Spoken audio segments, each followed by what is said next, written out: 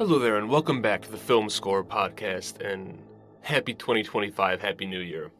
Rather than take a little break, I am hitting the ground running here, and my guest today is Daniel Blumberg. Now, 2 months ago, you might not have been familiar with Daniel, but now I'm sure if you are a film fan, film music fan, probably familiar with his name. And that's because he's the composer for The Brutalist, only his second feature score, which is currently nominated for a Golden Globe and very likely to be nominated for a BAFTA and an Academy Award as well. Really exciting stuff for Daniel, I'm sure. So he and I primarily talk about that score for Brady Corbet's roughly 3-hour architectural post-war epic. One of the things that I think struck me the most was, I guess, one, how kind of Spartan the production was, at least on Daniel's side, sleeping on Brady's couch quite often, but also how it was an opportunity for Daniel to really work with so many musicians that he really likes and respects. You'll hear that throughout this interview, how highly he speaks of all of these individuals and how exciting it was for him. It's the sort of thing that you just really love to hear and see. So The Brutalist, I think, is out in theaters probably next weekend, technically right now, but in like 8 theaters. Getting a wide release next week, I think.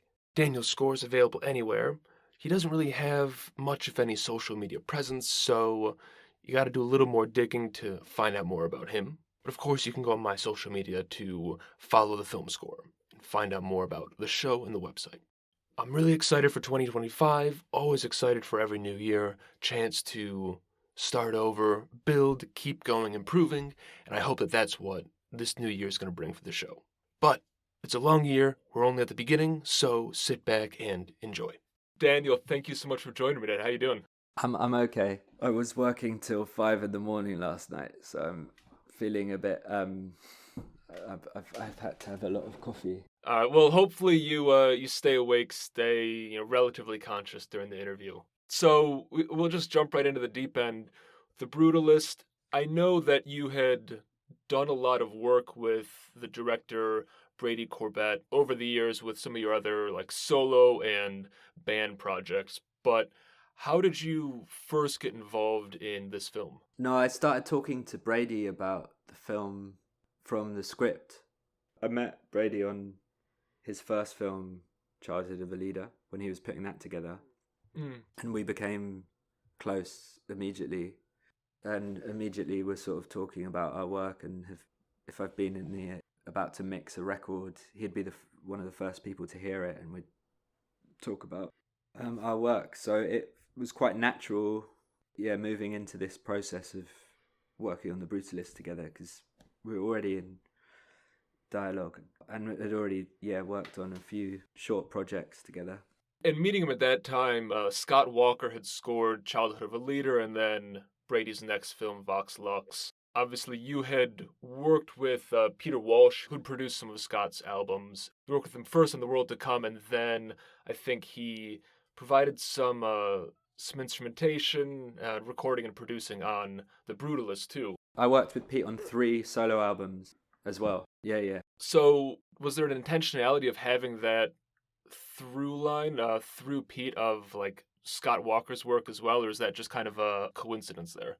Well, I met Pete. Brady invited me to the brass sessions of Childhood of a Leader, and that's where I met Pete Walsh. And we started working together after that. Yeah, we've done 3 records together, and this is the second film score. And I was in the studio. I thought the way he was communicating in those sessions could relate to the way that I work with musicians, and it's been a really good collaboration. And it was nice for Brady, I think, that Pete was kind of to finish the film, because obviously you do the music and then the sound mix, and having Pete kind of involved in that finishing process was nice for him, because obviously that was the case for the first 2 films as well. You mentioned that you kind of resonated with how Pete's work style, how he communicated and collaborated. On The Brutalist, for example, there's a number of musicians that you brought into the film working on various aspects. So, what is your style with communicating and working with collaborating musicians? It differs. I mean, on this project, there was about, I think there's 19 or 20 quite specific musicians playing. I work mainly with improvising musicians, people who their kind of main practice is improvisation. I don't really, I mean, I'm drawn to the instrumentation, but also the specific players. So it wasn't like, oh, let's get a trumpet player. It was like, I really think Axel Dorner would be incredible to play on this. And then a player like, I mean, Axel's an artist who has a very specific techniques and a unique sound. And working with him, it's almost like wanting to create a situation where he's free to be himself, but obviously in the context of the wider score, but also the film, obviously. And that's quite an interesting balance to make, like how much of the written music you introduce and how much space you give to improvisers to kind of be free and play in the way that I love about them, but also about improvised music. Yeah, this film, it was the first time that I'd ever used a click when I was writing, which is when you're on Pro Tools or on your session, you've got like a tempo that's going that kind of precision. It felt right for the Brutalist, this kind of construction, we're building a building sort of thing. So I think some of the sessions, I mean, I worked with a brass trio. Most of the brass was recorded in Berlin just because Axel's based there. So I sort of built the brass around him. And there was a trio that played on it with ensemble brass. It's good to work with people who play together often. Stuff like the breaths, synchronizing breath, and is quite integral to recording brass. But with them, it was kind of more structured. I mean, I brought sheet music. I can't read music, but it was written out. My friend Tom Wheatley, who played the double bass, knows how to write music and, on a stave and stuff. So he wrote it from kind of my demo for them to play. And that was very specific. But Axel, I mean, it was one of the first sessions for the score acoustically. The actual recording sessions for the score was in a painting studio in Berlin. My friend Joel Grip, who played double bass as well, he lent me his painting studio for some of the sessions. And Axel and his partner Karina, who also plays trumpet, we met and I introduced the theme. We wanted to work on the cue Heroin, where they take heroin and then fuck for 3 days. And the idea was to sort of, for Ezrabet's theme, which is quite romantic and is introduced at the start of the second half of the film, when you meet Ezrabet, the idea is that sort of disintegrates through the second half of the film. And I played them the theme on the piano and also showed them these images from the film, just some stills of Brady was using a very specific in-camera effect because he was using this VistaVision camera, and there's a way of sort of tricking it into malfunctioning, but it creates this strange stretched light effect. Between that image of this light coming through the windows and the theme, we sort of improvised around that, and I explained the context of what was going on.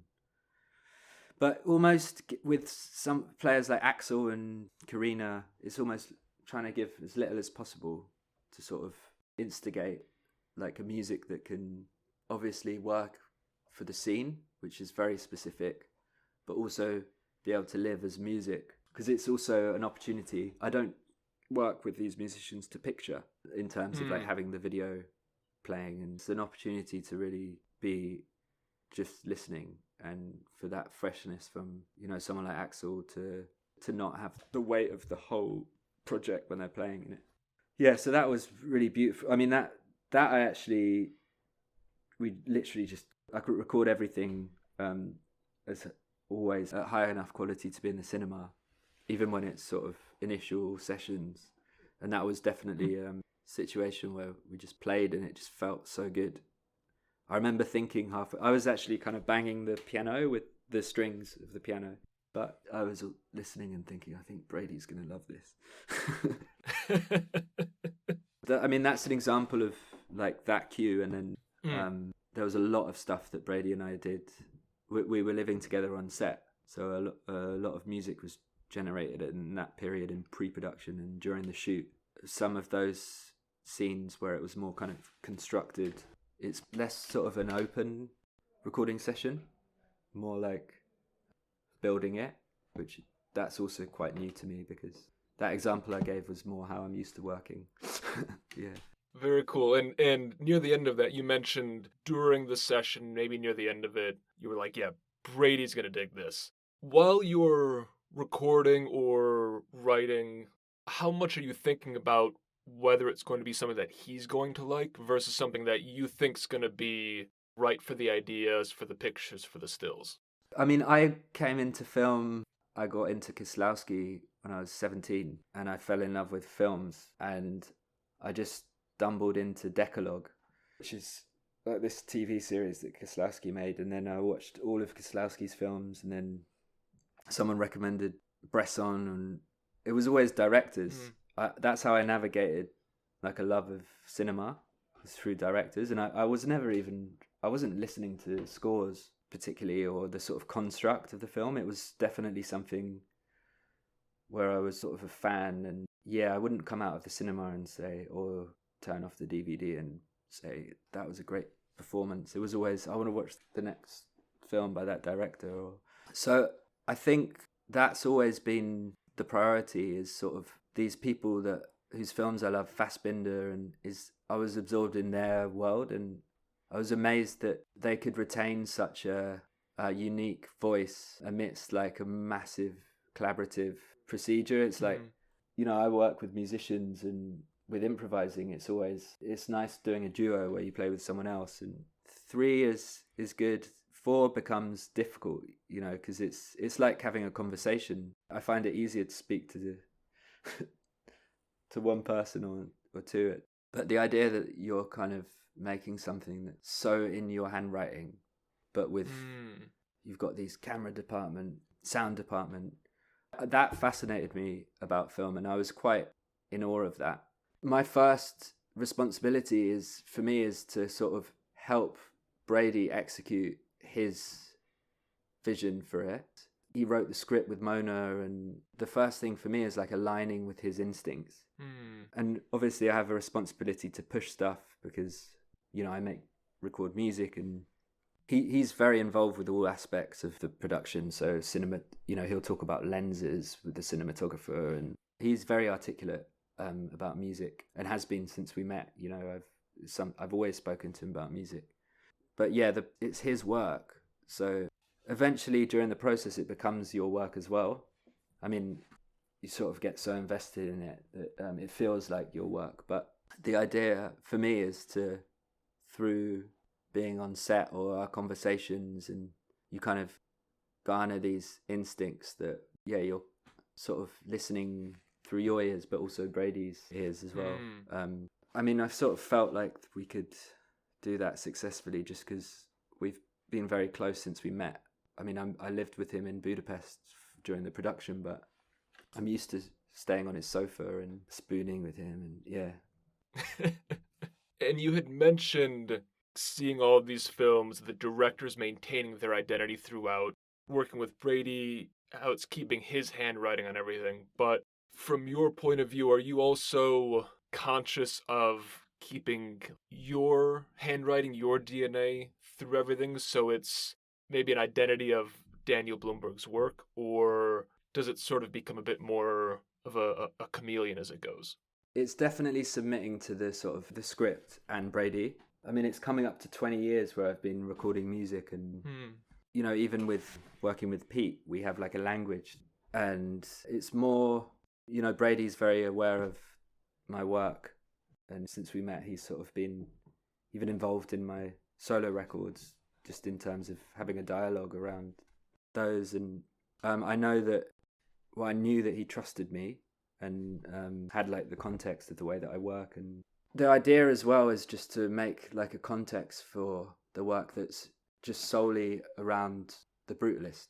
Because for films, something that I always liked about them was when you go to the cinema, the borders of the screen are black. There's nothing that exists apart from the film.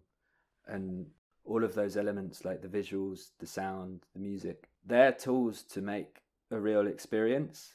And the idea that you can actually do that, I think, working from like scratch. So, for example, I mean, in this case, when he was editing, not using any temp is really important to me.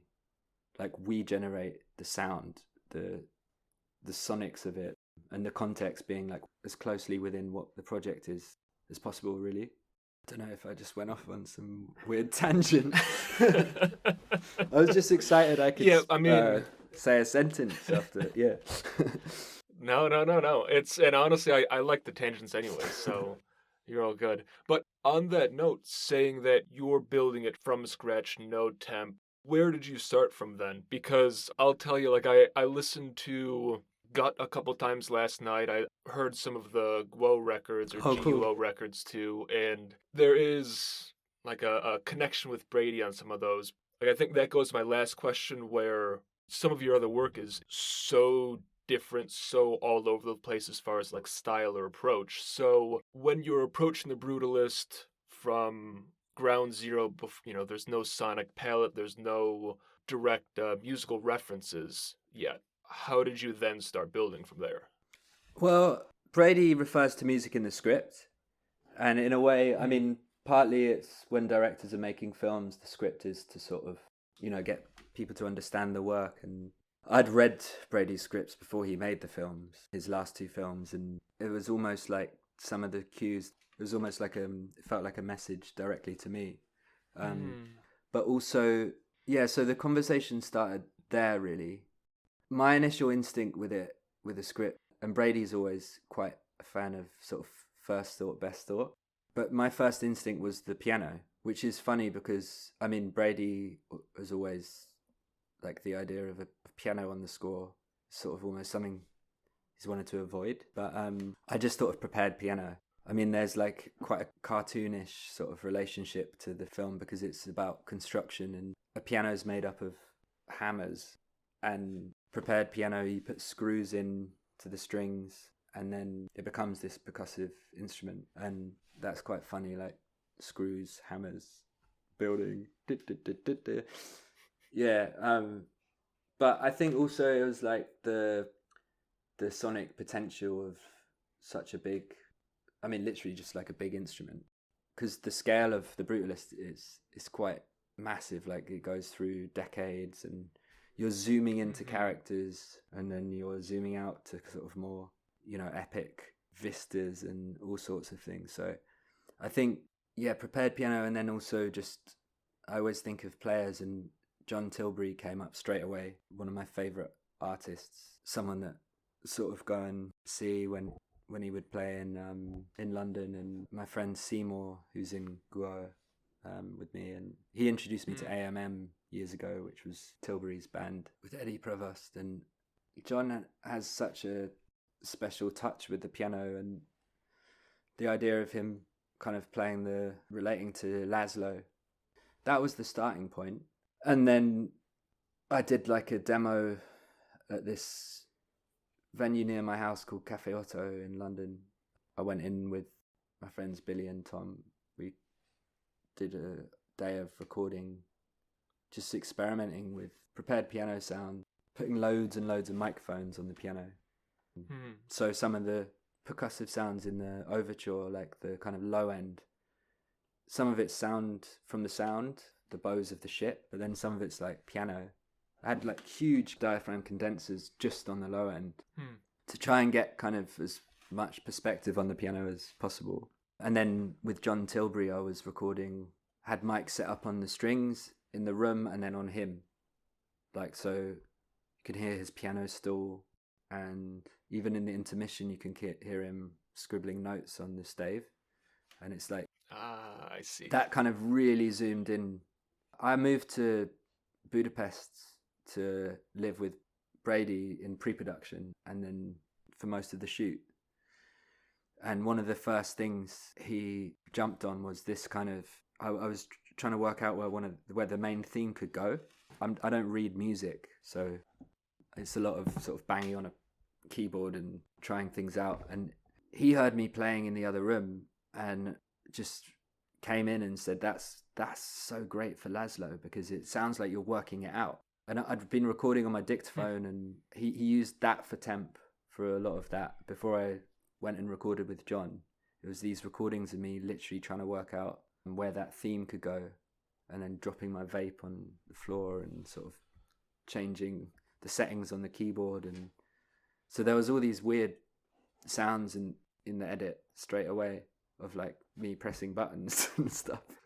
And that developed that's why when I worked with John, I put microphones on him, and we recorded in his garden shed, which is basically his studio, but it's basically like a Steinway piano in his garden shed.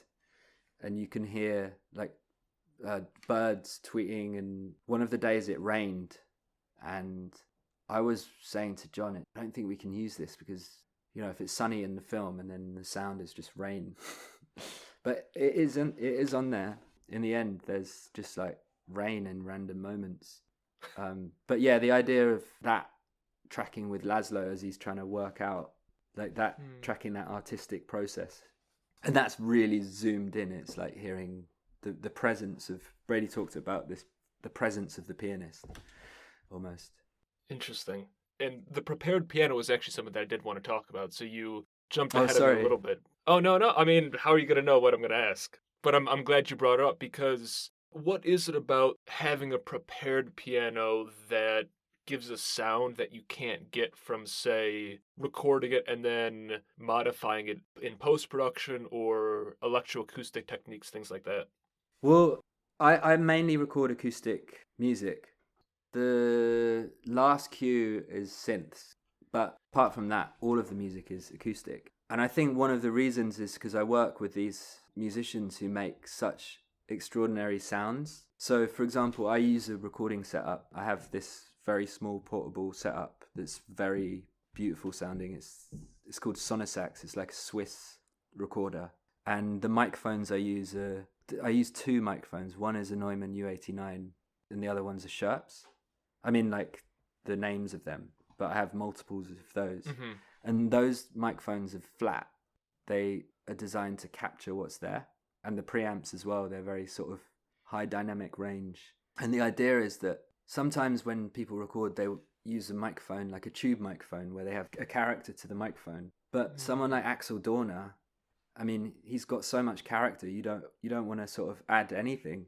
One of the things that Axel was doing was making these construction sounds, almost like the drills. So he was using the trumpet, like... We had two microphones, so he was traveling from left, like one there, and I mean, we're not on video, but yeah, like kind of spaced, and then he would move his trumpet from the left to the right. That would then translate in the theatre when Pete was mixing, and then Steve with the sound could place those. It would travel from left to the right of the cinema, and then with a microphone you can go right up to the instrument, or you can go wider, and those are dynamics that I find more exciting than in general. Like, just obviously I'm generalizing, but those are dynamics that I find really exciting, like the dynamics of space and these incredible. I mean, Sophie Agnol played piano on this score. She's an amazing pianist from Paris, and she just plays the strings. She doesn't prepare the strings. She improvises. She has a sort of bag of objects that she uses to manipulate the strings of the piano. For example, she'll bounce a ball on the piano strings. There's one sound that's quite recognizable if you sort of take it out of the context of the soundtrack, where she's rubbing many strings of the piano very quickly with kind of a beater. And it's like an orchestra, because if you have 20 violinists playing a single string, I mean, she was playing like 20 strings on the piano. And so acoustically, I think you're diluting it. If in general, if you're adding, I don't know, effects, and with reverb, I find reverb scary because, when you record music, you have an opportunity to have your own space, specific space for that recording. And the idea of putting a reverb on it that everyone putting their sound into the same space. It seems strange to me, but that's what, I mean, Pete's very elegant in his mixing. I mean, he's very experienced, and it's a really nice combination with these players, and then Pete. It's like really beautiful combination. So that's a really interesting point that I didn't think about, because one, you have all of these players that you have specifically sought out. You look at I don't even know if this is publicly available, but like you look at the actual credits of the music, and there's, I don't know, 8, 10, 12 different recording locations as well. So there's a specificity as to who you're bringing in, and then a specificity as the place. I mean, one of them listed is like a valley in Carrara, for instance, and I'm sure that is creating like a very unique, distinct sound that, like you mentioned, if you start loading effects onto it, maybe it takes away from that identity or homogenizes it a little bit. I mean, that's a funny example, because that was actually, I was on most of the shoot, partly practically. The first day they shot the jazz band scene. But one of the places I didn't go with them to was Carrara, where they shot in the marble quarry in Carrara. And they had to bring a very small team up. And when I saw the images, it just looked amazing, and I wanted to hear how it sounded. So I went back with my recorder and basically shot a gun into the valley and recorded the response of that, the way that gunshot ricocheted off the kind of marble. You record that, it's like an impulse response, and then you can bring that back to the studio and apply it. So you're kind of making your own reverb effect. And we applied that. Evan Parker played soprano saxophone on that cue, and I recorded him in Kent. So it was like a soprano saxophone in Kent in Italy. But the weird thing with that, though, was that conceptually it was nice to do that. I mean, it sounded mad. But also the weird thing with that was that actually Evan and I loved the sound of the room in Kent. It was a weird room. It was like a arched room. But in the end, we just used the close mics so that we could put it into the Carrera reverb. But you're constantly having to think about rooms in these films, because it's a lot of what the sound mix is about. And you're thinking, I mean, some of the trumpet sounds, obviously, when I literally was giving trumpet sounds to Steve Single, the sound mixer, so he could apply the same reverb that he did to the drill, because we wanted this kind of overlap of diegetic and score. It's almost like as the character gets more obsessed with this building and his work, the more disorientating you kind of feel. I mean, it was so, like, Steve was even confused about what was a brass instrument, what was a tuba, and what was like one of the Andys who did the sound effects. It was like getting disorientating for us, you know. I mean, we're all just like disorientated. But yeah, that was kind of the idea. That's what Brady and I spoke about a lot. We wanted that kind of dialogue between the departments and in every way possible. See, I like that, because I think quite often you see no dialogue at all. And I think maybe in part there's such a short turnaround time for scores in some films, where if you have 6-8 weeks to write and record, there isn't that availability of time to start working with other departments. It does sound like one benefit that you all had of time here. When I came to start scoring film, one of the weirdest things for me was, like, you got the sound mixer on set, the sound department on set, the music, and the sound mixer. And those three departments are all collaborating on the stereo image.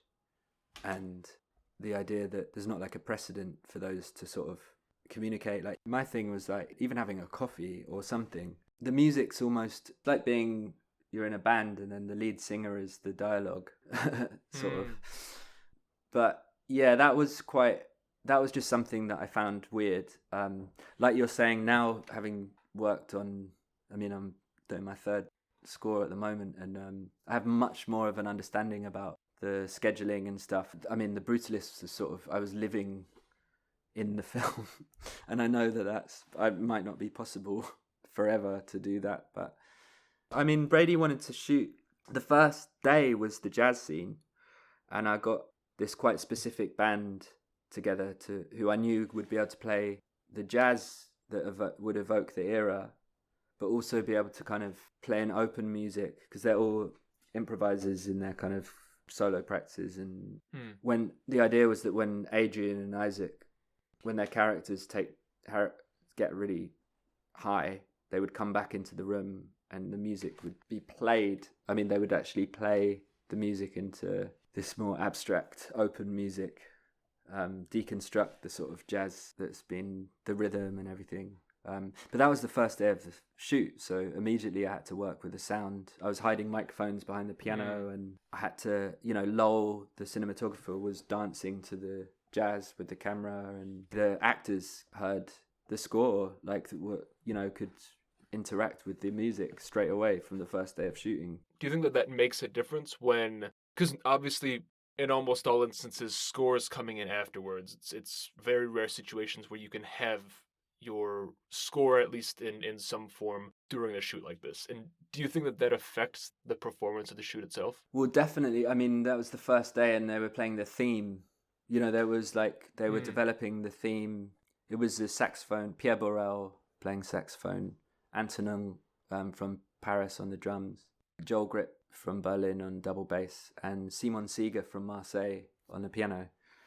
And they kind of have played together in different situations, so it was quite an instant sound, and it had a real feeling. Those artists, I invited them because I love what they do, and Isaac was just loving. I mean, he knows jazz, and he loved. I mean, the character loved it as well in the scene. Yeah, it's a really good way of starting the process, I think, for Brady as well. But then also he wanted to shoot, the overture is shot to a demo that I made on the set. So he was playing that music very loudly when Adrian's kind of arriving in New York. Brady and I had made that demo together at our apartment in Budapest, and it gave the cinematographer, he moved his camera to the beat or against the beat, and then Adrian and the extras, all that choreography was very specifically connected to the music. I think you can really feel those things. I don't know obviously you don't want the audience to be sitting there and going, oh, that's sound, is that a tuba or is that a drill? But the idea is that they feel that. I was scared about recording him shooting to music at such an early point, because you're sort of committing to themes, and obviously it's nerve-wracking, that jazz scene. I remember thinking, this is going to be a long film, I hope that theme's going to, by the end of the process, I'm still going to like that theme, or it's still going to be able to... The idea was that they were going to listen to that music, the characters hear that music in the jazz club and just never forget it. And when you hear it at the end, when the building is constructed, it's the same theme, and then in the 80s. And so it's quite big decisions. But Brady's... one of the things that Brady's brilliant at, and what's nice for me is with this collaboration, is he knows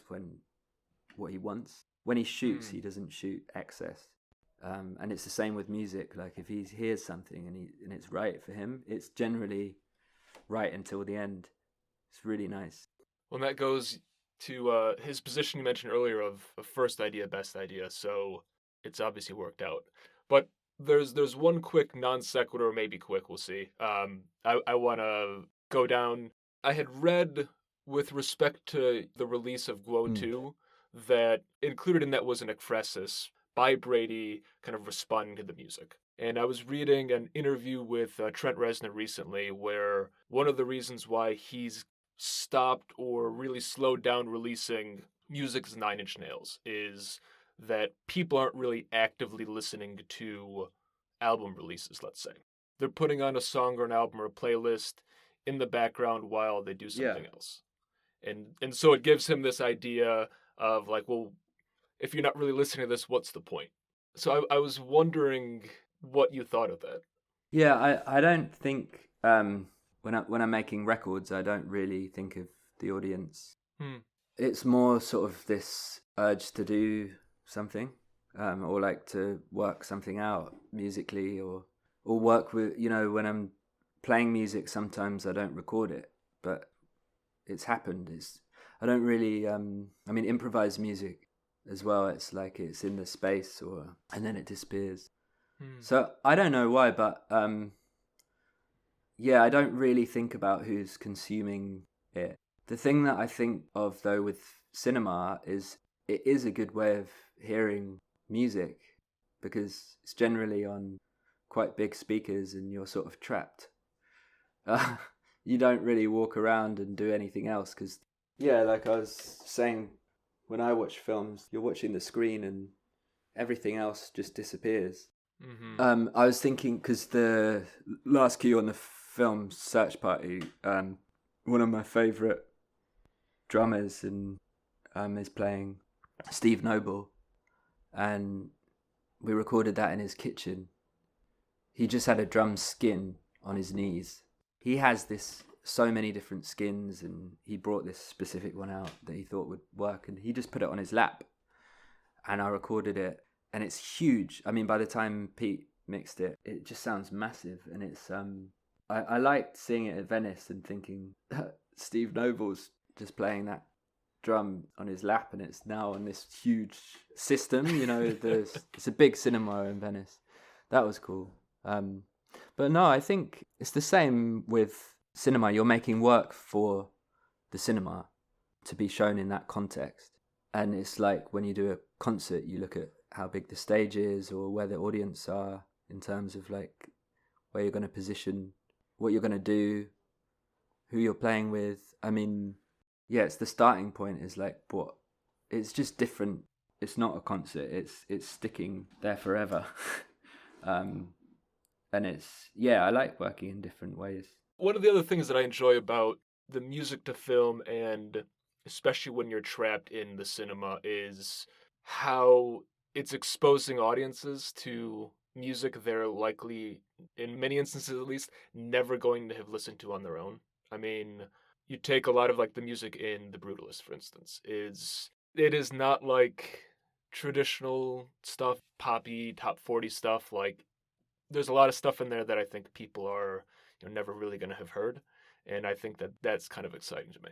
Yeah, I get excited about it in that way just because some of my favorite artists are playing on it. So I think, sometimes that feeling of like, oh, if you recommend something. I mean, I'm not very good at I'm better at recommending films than music, I think. But no, I get excited about that. Like someone I don't know, I was just in San Francisco and I was thinking, oh, it's nice they get to hear Joel Grip because I love what he does, and we never played in San Francisco together. But no, it is really nice. It's and also this film has a life, like people want to see it and stuff, and that's really interesting to like think of it. I mean, I speak to Brady about it, like the idea that it's going to have an audience because he's the same. He'll just he had the urge to write this and he had to make it. And if everyone had said it was awful, and he would have still like gone back, written another thing, and had to make it. Yeah, but I think we're similar in this way. But it's also nice that people want to watch it. It seems, hear it and stuff like that. It's definitely surprising, some ways. Well, before we wrap up, I'll put you on the spot then, just because you mentioned it. Other than The Brutalist, do you have a film that you'd recommend for everyone listening in?